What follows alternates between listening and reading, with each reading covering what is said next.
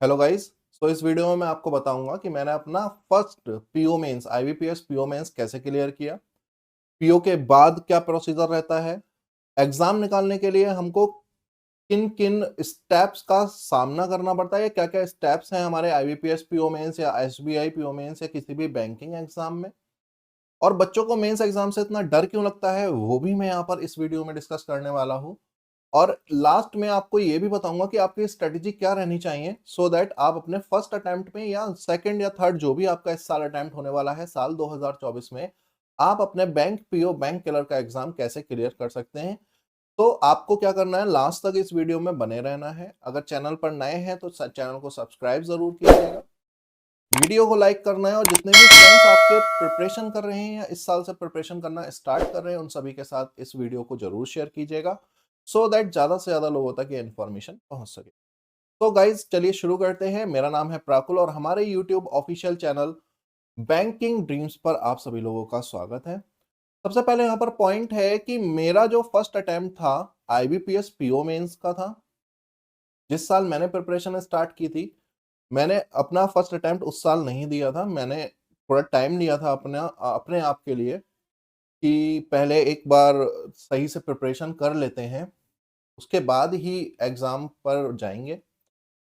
Unnecessary attempt खराब करने का कोई फायदा नहीं है। उस साल मैंने एसबीआई पीओ फिल किया था लेकिन मैं एग्जाम नहीं दे पाया ड्यू टू सम सर्कमस्टांसेस। तो मेरा first attempt IBPS PO mains था, पहले प्री फिर मेंस और उसके बाद इंटरव्यू। तो मेरा फर्स्ट अटेम्प्ट काफी अच्छा गया था प्री का, क्योंकि ऑलरेडी मैं मॉक टेस्ट वगैरह लगा रहा था और मॉक में अच्छा स्कोर आ रहा था। तो सबसे पहले यहाँ पर एक पॉइंट आया, वो पॉइंट है मॉक टेस्ट। मैंने एक वर्ड यूज किया, मॉक। तो अगर आप प्रिपरेशन कर रहे हैं, देखो यहाँ से दो बातें शुरू होती हैं। पहले कि आपने प्रिपरेशन इसी साल से स्टार्ट करना है, आपका ये फर्स्ट अटेम्प्ट रहने वाला है, आप अभी अभी नए हो इस फील्ड में, तो आपको डायरेक्ट मॉक तक तो नहीं जाना। आपका सबसे पहले टास्क क्या होना चाहिए, आपका सबसे पहले टास्क होना चाहिए सिलेबस क्या है वो आप पता लगाएं कि साहब ये सिलेबस है, साहब रीजनिंग आता है, क्वांट आता है, इंग्लिश आता है, जनरल अवेयरनेस है, करंट अफेयर या banking awareness, financial awareness, static GK, ये सारी चीजें आती हैं। तो सबसे पहला तो आपका ये काम हो गया सिलेबस का पता लगाना। अगर आप हमारे चैनल पर नए हैं तो मेरी एक लास्ट अभी कुछ दिनों पहले वीडियो आई थी कि क्या हमें 16 घंटे पढ़ना होगा बैंक पीओ निकालने के लिए, उस वीडियो को जरूर देखिए। वहां पर मैंने डिटेल्ड सिलेबस बताया है सभी को कि सिलेबस क्या रहता है हमारा बैंकिंग के एग्जाम में, और उस सिलेबस को कवर करने के लिए अपन को क्या, तो सबसे पहला काम आपको सिलेबस का पता लगाना है, और सेकंड है अपना कम से कम 50% सिलेबस फिनिश करना। जब तक आप अपना 50% सिलेबस खत्म नहीं कर लोगे तब तक गाइज, मैं अगर आपको ऑनेस्टली बताऊं, आप मॉक मत दो। उससे क्या होगा, आप मॉक अगर लगाने जाओगे तब आपका 50% सिलेबस हुआ नहीं है एंड आप कह रहे हो कि अपन तो मॉक लगाएंगे। प्रॉब्लम कोई नहीं है, मॉक में आपका स्कोर थोड़ा सा कम आएगा। और होता क्या है, जब हमारा स्कोर थोड़ा सा डाउन हो जाता है ना, कम रह जाता है, तो हम थोड़े से डिमोटिवेट हो जाते हैं। तो सबसे पहले अपना एटलीस्ट 50% 60% सिलेबस फिनिश कीजिए, जिसमें रीजनिंग और क्वांट बहुत ज्यादा इंपॉर्टेंट है। क्वांट की अगर हम बात करें तो बहुत सारे बच्चों के मन में ये क्वेश्चन भी है कि सर क्वांट हमारा बहुत वीक है, या क्वांट से हमारा टच हाई स्कूल के बाद 10th क्लास के बाद छूट गया है, जिस वजह से हमारी क्वांट पर दोबारा पकड़ नहीं बन पा रही, हमारे बेसिक्स थोड़े से वीक हैं। तो उसके लिए नेक्स्ट वीडियो में क्वांट के लिए ही लेकर आने वाला हूं कि क्वांट में अपन कैसे ग्रिप बनाएंगे, ठीक है। इस वीडियो पे एटलीस्ट मैं 100 लाइक्स चाहता हूं सो दैट थोड़ा सा मोटिवेशन मुझको भी मिले आप लोगों को गाइड करने के लिए। तो सबसे पहले मैंने बताया आपको कि आपका अगर सिलेबस कंप्लीट हो गया है, आप बिगिनर बिल्कुल नए बालक नहीं है, अभी आप नाबालिग बालक नहीं है, अगर बालिग हो चुके हो तो सबसे पहले मॉक। तो मैं जैसा कि आपको बताऊं, मैंने मॉक लगाना स्टार्ट किया था तो मेरा प्री में अच्छा स्कोर आ रहा था and I was very confident about pre exam.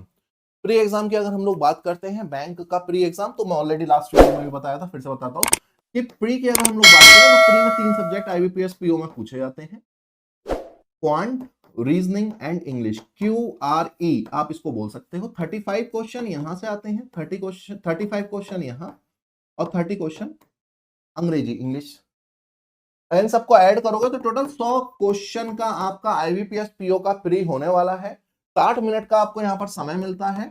ये सारी बेसिक बातें हैं, आपको ऑलरेडी पता है, मैं तो बस बिगनर्स के लिए बता रहा था। तो अब सीन ये है, देखो मेरा क्वांट पहले से थोड़ा ठीक था, बचपन से ही मेरे को क्वांट में काफी इंटरेस्ट था। तो मेरा क्वांट ठीक था, मेरी ग्रिप अच्छी थी क्वांट पे। रीजनिंग मैंने टाइम के साथ, समय के साथ, जैसा कि मैंने आपसे कहा कि मैंने 1 साल का पूरा टाइम, 1 साल नहीं बोलूंगा मैं, 7 से 8 महीने का समय लिया था पूरा अपनी फर्स्ट टर्म से पहले। तो मैंने उतने टाइम में अपना रीजनिंग पूरा कर लिया। इसमें एक और पॉइंट भी आता है, वो ये आता है कि कोई भी सब्जेक्ट हो, कोई भी सब्जेक्ट हो हमारा, चलो नेक्स्ट स्लाइड पे चल लेते हैं भाई, है ना।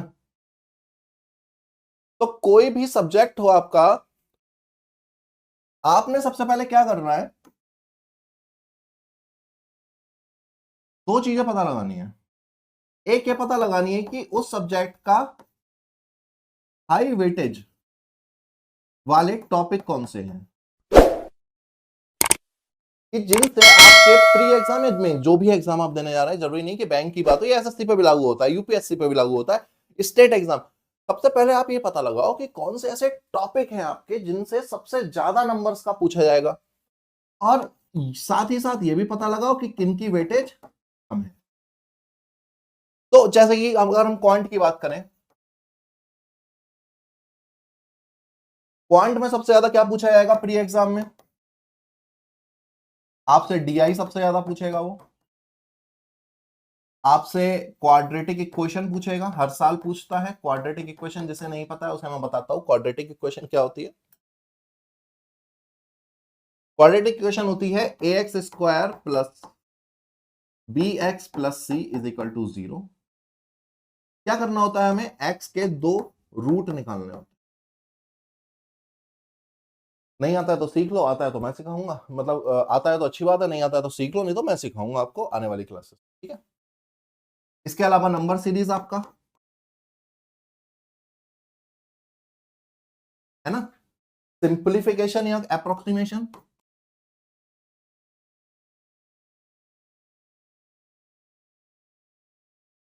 ठीक है। तो ये है कहानी, मैंने पता लगा लिया कि ये प्री में कम से कम 25 नंबर का आएगा, ये सब मिला मिलू के आपका 25 नंबर का आएगा भाई। मैं आपको नंबर भी ऐड जुड़वा सकता हूँ, देखिए आप कैसे आएगा 25 नंबर का, मैं बताता हूँ।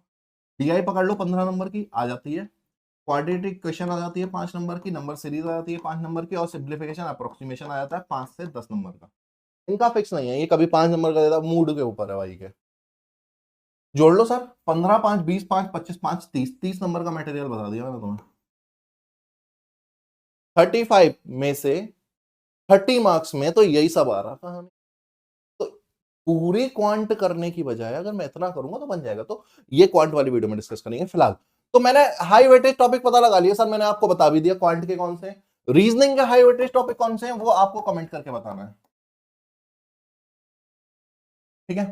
तो सबसे पहले हमने क्या पता लगाया कि हाई वेटेज टॉपिक कौन से हैं और लो वेटेज टॉपिक कौन से हैं, जो भी एग्जाम हम देने आ रहे हैं। अगर जैसे मैं प्री देने जा रहा हूं तो मैंने ये पता लगाया सबसे पहले, मॉक से पता लगाया, अपने टीचर्स से पता लगाया, इधर उधर जो सीनियर्स थे उनसे पता लगाया कि साहब ज्यादा क्या पूछा जाता है, तो उन्होंने बता दिया कि साहब ये चीजें ज्यादा पूछी जाती हैं। अब मेरा सबसे पहला काम ये था कि हाई वेटेज जो टॉपिक थे मैंने उन पर अच्छी से अपनी ग्रिप बनाई, कि अगर मैंने पजल सॉल्व करना है, 5 नंबर का पजल है, तो मैं कोशिश करता था कि पजल पूरा ठीक बने, 5 आउट ऑफ 5 मेरे मार्क्स आए। अगर मैं डीआई सॉल्व कर रहा हूं तो डीआई मेरी पूरी सॉल्व हो जाए, मेरे अच्छे मार्क्स आए। तो 2 बातें पता चल गई, हाई वेटेज टॉपिक कौन से हैं और हाई वेटेज टॉपिक पर ग्रिप आ गई। अब जब पता चला कि प्री आ गया, अब मानो कि प्री में उन्होंने कह दिया कि साहब अब प्री में आपका एडमिट कार्ड आने वाला है, या प्री एग्जाम हमने एग्जाम फिल कर दिया, अब 1 महीने बाद प्री होने वाला है, ये तो पता है ना कि कब होगा प्री, डेट तो आ गई है ना। तो अब अगला काम क्या था मेरा, मेरा अगला काम था मॉक लगाना, जो मैंने अभी आपको बताया। अब मॉक की भी एक स्ट्रेटेजी होती है।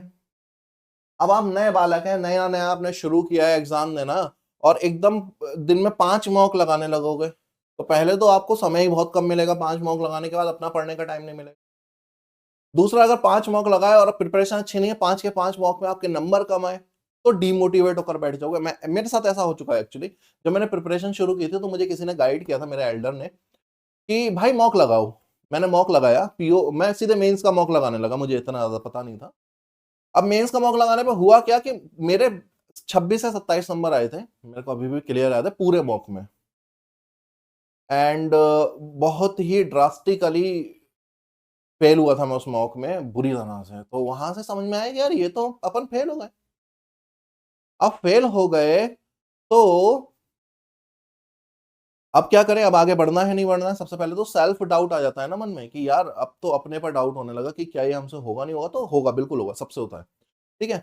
तो सबसे पहला पॉइंट कि डरना नहीं है, मोटिवेटेड रहना है, और ये बिल्कुल नहीं सोचना है कि हमसे होगा या नहीं होगा। आपसे बिल्कुल होगा, जब दूसरे से हो सकता है तो आपसे भी होगा। तो पहला पॉइंट, डिमोटिवेट नहीं होना है।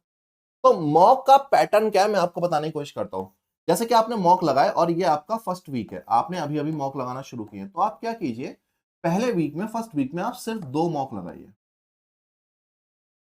एक मॉक हो सकता है आप मंडे ले लीजिए, दूसरा मॉक आप फ्राइडे या सैटरडे ले लीजिए, ठीक। अब आपने फर्स्ट मॉक लगाया, तो अब आपको मंडे से लेकर फ्राइडे तक करना क्या है, आपको करना है उस मॉक को एनालिसिस, कि इस मॉक में कौन से क्वेश्चन मेरे करेक्ट हुए, कौन से क्वेश्चन मेरे रॉन्ग हुए, और कौन से क्वेश्चन मैंने छुए ही नहीं, उन्हें कहते हैं अनअटेम्प्टेड। शॉर्ट में लिख दिया अनअटेम्प्टेड। क्या कहते हैं साहब उन्हें, उन्हें कहते हैं साहब अनअटेम्प्टेड। जो क्वेश्चन करेक्ट हुए उनके बारे में तो कुछ सोचना ही, अब वो तो करेक्ट हो गए ना, उसके बारे में सोच के क्या करोगे। लेकिन जो क्वेश्चन रॉन्ग हुए हैं, ये बहुत इंपॉर्टेंट। पता है क्यों? क्योंकि जो क्वेश्चन रॉन्ग हुए हैं, वो चैप्टर, वो टॉपिक आपको आता था, आपने तभी उस क्वेश्चन को छुआ ना। एक और मैं आप लोगों को बहुत अच्छी एडवाइस देना चाहता हूं कि कभी भी स्पेशली बैंक के एग्जाम, कोई भी एग्जाम हो, बैंक, एसएससी, स्टेट का एग्जाम हो, यूपीएससी, तुक्के मत मारो। बैंक में तो तुक्के कभी भी मत मारो भाई। ये जो कुछ आपको समझाते हैं ना, बहुत सारे आपको थंबनेल, बहुत सारे वीडियोस मिल जाएंगे ये बताते हुए कि 100% एक्यूरेसी के साथ तुक्के कैसे लगाएं, आपके तुक्के कैसे सही हो। इन वीडियोस पे कोई भरोसा मत करो भाई। बैंक में 5 ऑप्शन है, इसमें से सिर्फ एक ऑप्शन करेक्ट होना है। सही होने की प्रोबेबिलिटी 20% है, तुक्का लगने की प्रोबेबिलिटी 20% है, और तुक्का ना लगने की प्रोबेबिलिटी 80% है। गलत होने के चांस 80%, सही होने के चांस सिर्फ 20। तो जो तुम तुक्का लगा रहे हो, शायद वो गलत ही लगने वाला है, तो कभी भी तुक्के नहीं लगा। तुक्के सिर्फ और सिर्फ उस सिचुएशन में लगाने हैं जब आपको लग रहा है कि आपसे कुछ नहीं हुआ, आप बुरी तरह से फेल होने वाले हो, फिर तो जय माता दी ए और जय। ठीक है, पहला। दूसरा, तो जो क्वेश्चन आपके अब रॉन्ग हुए, क्योंकि आप इतना सीख गए हो कि तुक्के नहीं लगाने हैं, सिर्फ वही करना है जो हमें आता है, ठीक है। हमें कम आता है, हम कम करके खुश होंगे। कम से कम अपना एनालिसिस तो कर पाओगे, सेल्फ एनालिसिस तो कर पाओगे कि आपको आता कितना, आपने सीखा कितना है। तुक्के मारने से कभी आपको ये पता ही नहीं चलेगा कितना आपको आता है, कितना आपको नहीं आता। तो पहला पॉइंट हो गया। अब जो क्वेश्चन रॉन्ग आपने किए हैं, गलत किए हैं, उनके बारे में बताता हूं। वो आपसे गलत इसलिए हुए हैं क्योंकि आपको उस टॉपिक पे अभी ग्रिप कम है। आपने अटेम्प्ट किया था, यानी आपको आता है। तो इन क्वेश्चंस पर आपको खास ध्यान देना है। कोई भी कंपनी का मॉक खरीद लो, आप नॉलेजिस्ट के भी मॉक खरीद सकते हो, अवेलेबल है मार्केट में। लिंक मैं डिस्क्रिप्शन में दे दूंगा। मैं ये नहीं कह रहा कि आप हमारे ही लो, आप किसी की भी कंपनी के मॉक लो, कोई फर्क नहीं पड़ता। जिस कंपनी का भी मॉक लोगे वो सॉल्यूशन जरूर प्रोवाइड करते हैं। तो सॉल्यूशन से आप ये देखो कि कौन से क्वेश्चन जो आपने रॉन्ग किए हैं वो क्यों रॉन्ग हुए हैं। इसमें मैं हाईलाइट कर रहा हूं क्वांट, रीजनिंग और इंग्लिश। अगर आप जीए की बात कर रहे हो तो वो आपको याद ही करना पड़ेगा, उसका इससे कोई लेना देना। अब बात करते हैं अनअटेम्प्टेड क्वेश्चन। अनअटेम्प्टेड वो टॉपिक हैं जो आपको आते ही नहीं है, आपने शायद अभी सीखे नहीं है, या समय कम होने की वजह से आपने उनको अटेम्प्ट नहीं किया। क्योंकि एग्जाम में बहुत सारी चीजें ऐसी होती हैं जो हमें छोड़नी भी होती हैं, तो ये वही है, ठीक है। तो आपने पूरा 3-4 दिन एनालिसिस करने में लगाया कि ये क्वेश्चन इतने गलत हुए थे साहब मेरे।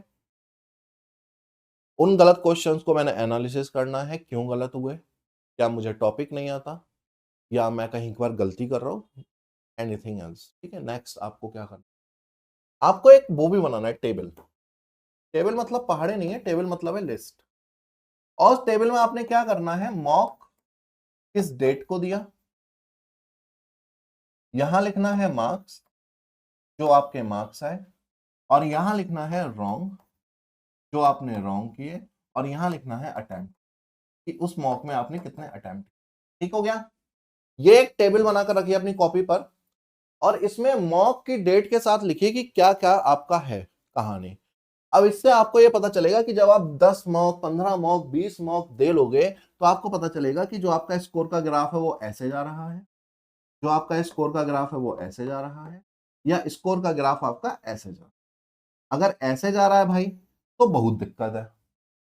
पहले मॉक में 40 नंबर आए, दूसरे में 35 रहेगा, फिर 32 रहेगा, फिर 30 रहेगा, 25 ही रहेगा। तो फिर तो तुम जिस डायरेक्शन में हो वो डायरेक्शन बहुत गलत है भाई, फिर तो अपनी डायरेक्शन चेंज करो ना। और अगर आपका ग्राफ ऐसे जा रहा है तो ये बहुत वेल एंड गुड है कि पहले तो 40, 42, 41, 50, फिर एकदम 60, 70 जाने लगा, अब बढ़िया चल रहा, सब अब मजा आ रहा। तो सबसे पहले मैंने यही किया कि मॉक लगाए, मॉक में मुझे कॉन्फिडेंस आने लगा कि प्री अपना बन जाएगा, पहला पॉइंट। दूसरा, मॉक के बारे में मैं आपको बता रहा था कि आपने क्या करना है, पहले वीक में 2 मॉक लगाने हैं, ज्यादा नहीं लगाओ, 2 मॉक लगाओ आराम से। जो लोग पहले से तैयारी कर रहे हैं उनके लिए भी है।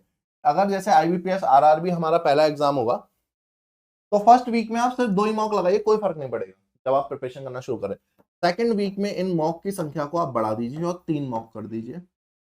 डेज अपने अकॉर्डिंग देख लो, मंडे देख लो, वेडनेसडे देख लो, फ्राइडे देख लो, संडे के दिन बैठ के एनालिसिस कर लो, रिवीजन कर लो अपने पूरे वीक का। थर्ड वीक में क्या करना है, थर्ड वीक में मॉक की संख्या कर देनी है 4। अब वीक में 4 मॉक लगाने हैं और इसी को कंटिन्यू करना है। 4 मॉक से ज्यादा मत लगाओ, बहुत है ये, लेकिन सर ये लगाने पड़ेंगे।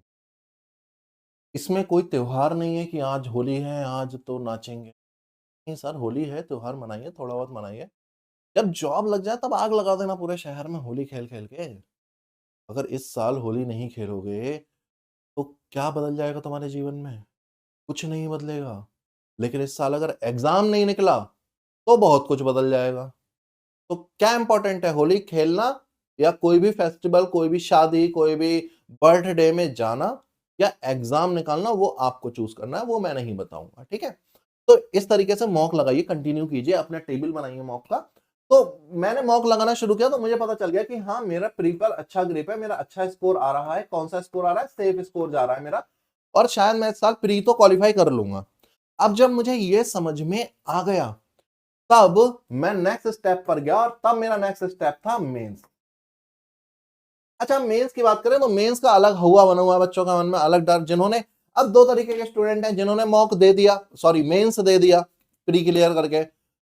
एक तो वो है, वो आके बाहर आके डरा रहे हैं, यार मेंस तो ऐसा आया था कि ऐसा हो गया वैसा हो गया, मुझे तो कुछ आता नहीं था, मेरा पड़ोसी रो रहा था, एक लड़की बेहोश हो गई। ये सब फालतू की रूमर्स हैं, इन पर मत ध्यान दीजिए। और दूसरे वो हैं जिनसे प्री नहीं निकल रहा, जिनसे प्री नहीं निकल रहा उन बच्चों से दूरी बना लो, उनसे तो बिल्कुल उनसे दोस्ती, उनका नंबर ब्लॉक कर दो आज ही, व्हाट्सएप पे ब्लॉक कर दो, नंबर डिलीट ही कर दो फोन से ब्लॉक करके, ठीक है। वो किसी काम के नहीं है आपके, क्यों? क्योंकि उनका खुद प्री नहीं निकल रहा, आपका क्या निकलवाएगा, ठीक है। मजाक कर रहा था, आगे बढ़ते हैं। अब जिन्होंने मॉक मेंस देकर आए हैं और मेंस देने के बाद जो तो ये कह रहा है कि मेंस सही था, आप कर सकते हो, ऐसे लोगों से आगे दोस्ती कंटिन्यू कीजिए जो आपके आकर आपको डरा रहा है कि मेंस ऐसा आया था वैसा आया था, है ना, मैं बेहोश हो गया था, पानी मारा मेरे मुंह पे तब होश में आया। कुछ नहीं है ऐसा, कुछ नहीं है ऐसा। हर साल बच्चे मेंस क्लियर करते हैं, इंटरव्यू में जाते हैं, और हर साल अगर बच्चे मेंस क्लियर कर रहे हैं तो आप भी क्लियर कर सकते हो। एग्जाम क्लियर करने के लिए किसी दूसरे ग्रह से लोग नहीं आ रहे हैं, आप ही के बीच के हैं लोग। फर्क सिर्फ तैयारी का है कि उनकी तैयारी ज्यादा है, आपकी तैयारी कम है। तो ऐसे लोगों से दोस्ती तोड़ लो जो आपको डरा रहे हैं। तो अलग डर बनाया हुआ है मेंस को लेकर, कोई ऐसा डर वाली बात नहीं है। मैं आपका प्रेशर थोड़ा सा रिलीज करता हूँ। आईबीपीएस पीओ मेंस 190 नंबर का होता है, 190 मार्क्स का होता है। और सोच के देखो 190 मार्क्स में से मेरिट जाती कितने पे होगी? 190 नंबर का पेपर हो रहा है, मेंस क्लियर करने के लिए मेरिट कितने पर जा रही है? आपको लगता होगा 170, 160, 150 पर मेरिट जाती होगी। सर क्या करें? कुछ नहीं जाती सर। लास्ट ईयर की मेरिट गूगल कर लो, 56 से लेकर 65 के बीच में मेरिट रहती है। मेंस की बता रहा हूँ साहब, प्री की मेरिट मेंस से ज्यादा है। अब 190 में से कितने नंबर लाने हैं? 60 नंबर, 70 नंबर। अब बताओ कठिन है क्या? और इसमें से भी 40 नंबर, 40 मार्क्स का आपका क्या आता है?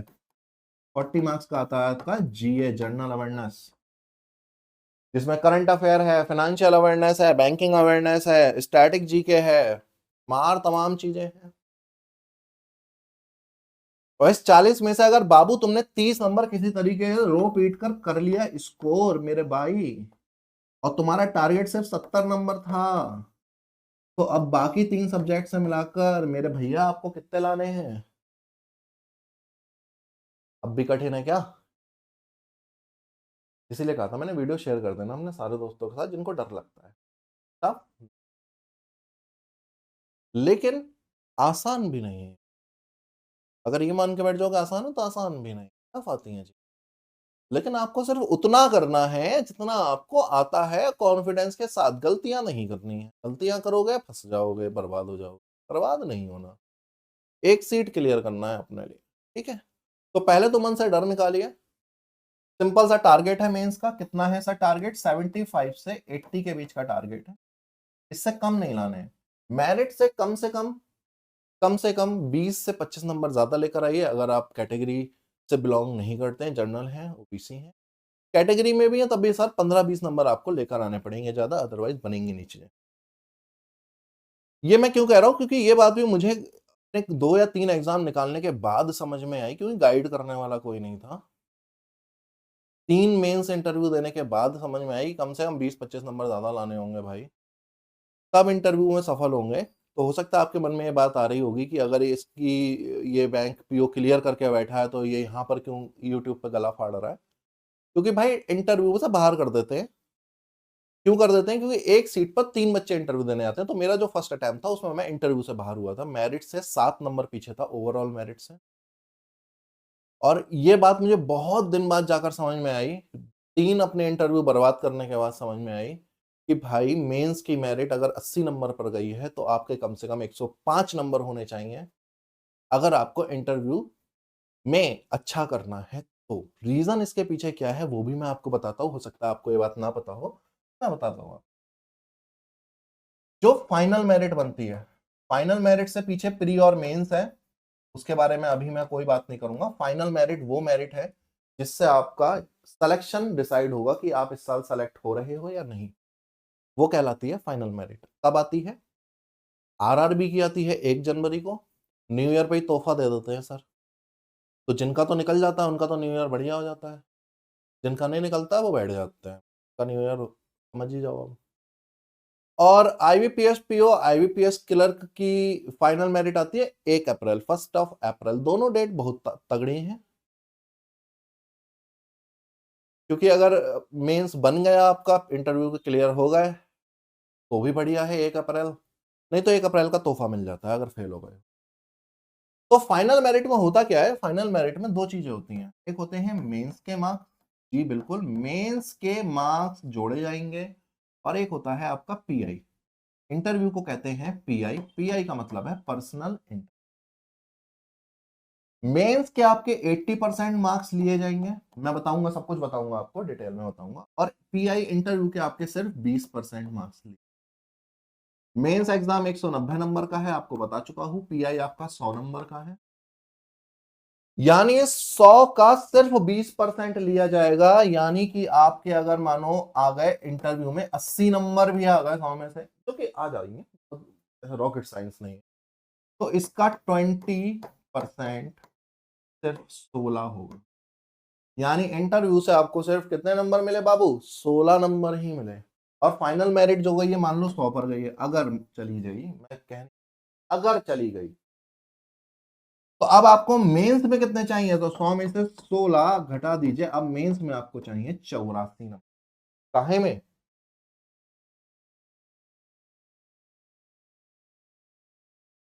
इस फाइनल मेरिट तक पहुंचने के। और ये मेंस ये 84 नहीं चाहिए, आपको मेंस में चाहिए एक्स, मानो कि एक्स उसका 80%, मानो आपके मेंस में आए हैं एक्स नंबर, उसका जो 80% है वो 84 होना चाहिए। इसको सॉल्व कर लो सर, इसको सॉल्व करके आपको पता चल जाएगा कि कहां पर क्या चल रहा है, कहां नहीं। 0 से 0 हटा दो, 4 दूनी 8 हो जाएगा, 4 सॉरी चलो 4 2 से काट देते हैं, 2 चौक 8, 2 पंजे 10, और 4 दूनी 8, और 4 एकम 4, 21 पंजे 105। यानी आपको मेंस में कितना स्कोर करना था? वैसे डरिए मत, 100 नंबर पे जाएगी नहीं, मैं सिर्फ एक, तो मेंस में आपको चाहिए थे 105, मेरिट गई है मान लीजिए 70 पे, अब देख लो पीछे का गैप कितना है। इसलिए मैंने समझाया आपको कि ये सारी गणित, ट्रस्ट मी, मेरे थर्ड मेंस में जब मैं फेल हुआ, मेंस निकालने के बाद पीआई में, तब जाकर ये पूरी गणित मुझे समझ में आई। मेरे एक फ्रेंड ने मुझको समझाया, मुझे नहीं पता था सीरियसली, मेरे पास उतनी ज्यादा गाइडेंस नहीं थी। तो ये जाके सारी गणित मुझे समझ में आई कि अच्छा ऐसा हो रहा है, ऐसा चल रहा मार्केट में। ठीक है। मेरा जो सेकंड लास्ट इंटरव्यू था वो था आरआरबी पीओ, साल 2021 का।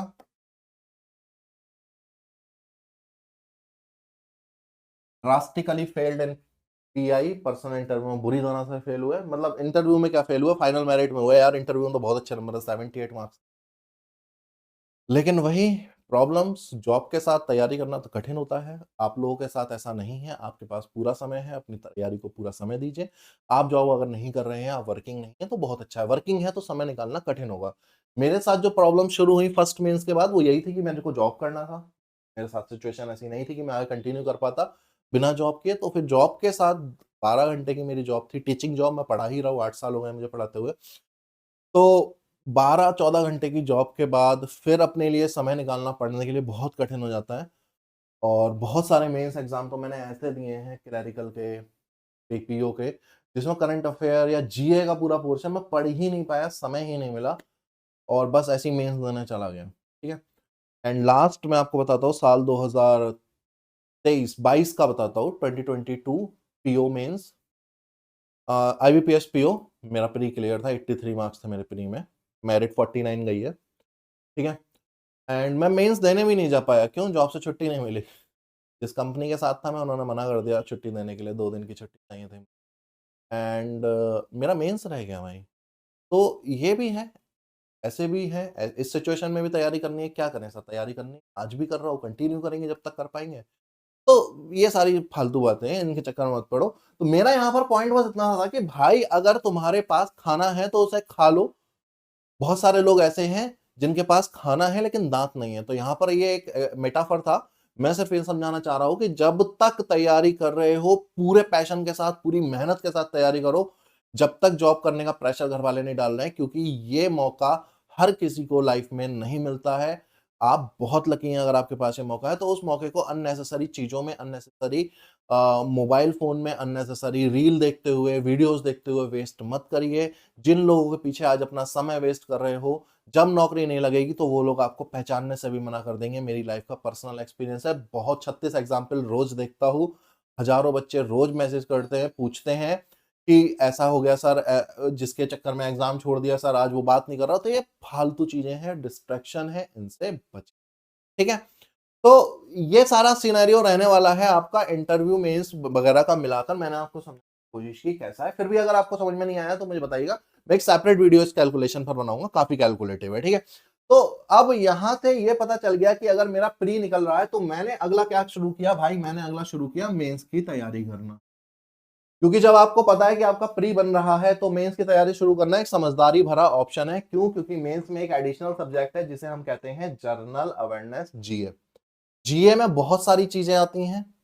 क्या क्या चीजें आती हैं जनरल अवेयरनेस में? अच्छा, एक और मिसकॉन्सेप्शन है बच्चों के मन में कि जीए का मतलब करंट अफेयर ही। अरे नहीं है करंट अफेयर, उसके अलावा बहुत कुछ पूछते हैं बाबू। कहाँ हो, किस दुनिया में हो? सीए का मतलब है करंट अफेयर, बीए का मतलब है बैंकिंग अवेयरनेस, एफए का मतलब है फाइनेंशियल अवेयरनेस। चलो स्लो बोल रहा हूं, पूरा नहीं लिख रहा हूं, यूट्यूब पे वीडियो है, पीछे जाकर देख लेना। ठीक है। इसके अलावा बैंकिंग नॉलेज, बीके का मतलब है बैंकिंग नॉलेज। ज्यादा नहीं पूछते लेकिन पूछते हैं। स्टैटिक जीके, स्टैटिक जीके में आता है कि बताओ, रवीना टंडन, सॉरी, रवीना टंडन ने कोई बुक लिखी फॉर एग्जांपल, या फिर ट्विंकल खन्ना की अभी एक बुक आई थी, कमेंट में बताइएगा उस बुक का नाम क्या था। रिसेंट बुक जो आई है, मैं मिसेस फनी बोन्स के बारे में बात नहीं कर रहा हूँ, रिसेंट एक बुक आई है ट्विंकल खन्ना जी की, आपको बताना है कि उस बुक का नाम क्या है। तो ये स्टैटिक जीके का पोर्शन है, स्टैटिक जीके का क्वेश्चन है। तो करंट अफेयर आपसे पूछेगा, बैंकिंग अवेयरनेस पूछेगा, फाइनेंशियल अवेयरनेस पूछेगा, बैंकिंग नॉलेज पूछेगा, स्टैटिक जीके पूछेगा बाबू। ये सब कुछ पूछ रहा है। अब ये होता क्या है कि जैसे कि आपका प्री का रिजल्ट आया और ये है मेंस, इनके बीच में कितने दिन मिलते हैं? 15 दिन, किस्मत अच्छी है तो 20 दिन। आप 20 दिन में इतना सब कुछ पढ़ लोगे? नहीं पढ़ोगे ना। तो ये आपको पहले से तैयार करके रखना है। ये तभी तैयार करना शुरू करना जब आपको कॉन्फिडेंस हो जाए कि आपका प्री निकलने वाला है। तो जिस दिन मुझे पता चला कि मेरा प्री निकल सकता है, मेरा अच्छा स्कोर आ रहा है, उस दिन मैंने क्या करना शुरू किया? मैंने स्टैटिक जीके पढ़ना शुरू, मैंने बैंकिंग नॉलेज पढ़ना शुरू कर, और मैंने करंट अफेयर भी पढ़ना। करंट अफेयर पढ़ने के लिए आप हमारे चैनल को लाइक और सब्सक्राइब कर सकते हो। प्रज्ञा मैम डेली करंट अफेयर की वीडियोस ले रही हैं। द हिंदू की वो कैब हम लोग बहुत जल्दी स्टार्ट करने वाले हैं, वो भी एक पॉइंट है, तो वो भी मिलने वाला है आपको बहुत जल्दी, ठीक है। तो मैंने मेंस की प्रिपरेशन स्टार्ट कर दी।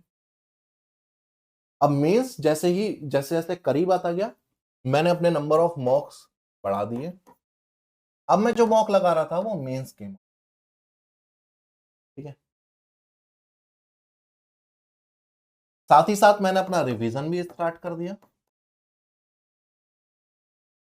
क्योंकि रिवीजन के बिना आप कोई भी मेंस एग्जाम देने नहीं जा सकते। तो मैंने अपना रिवीजन भी स्टार्ट कर दिया साथ ही साथ, ठीक है ना। मॉक देने लगा, रिवीजन करने लगा, जनरल अवेयरनेस के ज्यादा से ज्यादा क्विज सॉल्व करने लगा। क्विज भी एक अच्छा रोल प्ले करते हैं आपके एग्जाम में, तो आप टॉपिक वाइज क्विज लगा सकते हो। तो ये सारी चीजें मैंने स्टार्ट कर दी मेंस को देने के लिए। लास्ट ईयर के जो प्रीवियस पेपर, जितने ज्यादा प्रीवियस पेपर अवेलेबल हो सके वो लगाइए। प्रीवियस पेपर डाउनलोड करके भाई जैसे मिले, जिस सिचुएशन में मिले, वो लगाना शुरू कर दिया। और अपना कम से कम समय बचाना शुरू कर दिया। कोई त्योहार नहीं, कोई शादी नहीं, कोई बर्थडे नहीं। तो मेंस में अच्छा अटेम्प्ट करके आया था। मुझे नहीं लगता कि मेरे 5 या 7 से ज्यादा क्वेश्चन गलत हुए होंगे, क्योंकि जितना अटेम्प्ट था मेरा उतने के आसपास ही मार्क्स आए थे। तो ये स्ट्रेटेजी मैंने मेंस के लिए अपनाई थी। इसके लिए एक डिटेल्ड वीडियो और लेकर आऊंगा। ये आपको मैंने मोटे तौर पर बताया कि क्या रहता है स्ट्रेटेजी। और जब मेंस का रिजल्ट आया, दैट वाज द डे जब लगा कि हाँ अपन भी कुछ कर सकते हैं। देखो, गवर्नमेंट जॉब मिलना या ना मिलना वो सेकेंडरी है। प्राइमरी है कि क्या आपने उस एग्जाम के लिए अपना 100%।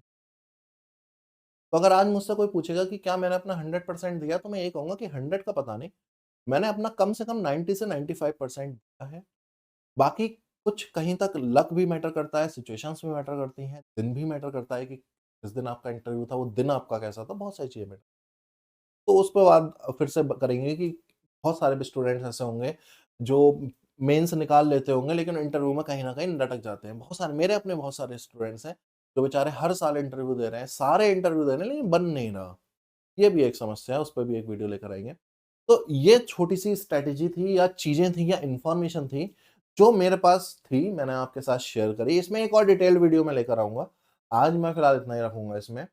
और नेक्स्ट वीडियो में मैं आपको ये भी बताऊंगा कि आपको क्वांट में कैसे स्कोर करना है। क्वांट को लेकर बच्चे बहुत ज्यादा परेशान हैं कि क्वांट्स कैसे करें, पल्ले नहीं पड़ता। कुछ बच्चे इंग्लिश को लेकर भी हैं, तो इंग्लिश पर भी लेकर आऊंगा मैं एक, या मैं कोशिश करूंगा मैम से कि वो इंग्लिश पर एक वीडियो बनाए, और एल्स मैं कोशिश करूंगा कि कुछ बताऊँ आपको। तो क्वांट और इंग्लिश में तो सबसे ज्यादा मेजर क्वेरी रहती है, रीजनिंग में भी रहती है, तो रीजनिंग को भी डिस्कस करेंगे, ठीक है। अगेन, अगर चैनल पर नए थे भाई तो चैनल को सब्सक्राइब कर देना, वीडियो को लाइक कर देना, और अपने फ्रेंड्स के साथ जरूर शेयर करना, क्योंकि बैंकिंग ड्रीम्स हमारा एक नया चैनल है जिसमें हम लोग आपको daily free of cost classes provide करना चाहते हैं। लेकिन आप लोग अभी तक जुड़े ही नहीं हैं हमसे, इसलिए हम लोग शुरू नहीं कर पा रहे हैं। तो जल्दी से हमारे साथ जुड़िए। डेली पूरा बैच लेकर आएंगे, फ्री ऑफ कॉस्ट बैच रहेगा आप लोगों के लिए, जिसमें आप सारे सब्जेक्ट्स पढ़ेंगे डेली बेसिस पर, तूफानी तरीके से तैयारी करेंगे हम आने वाले 2024, ठीक है। तो आज के इस वीडियो में, इस क्लास में इतना। थैंक यू गाइस, फिर मिलेंगे नेक्स्ट सेशन में। Till then, thank you.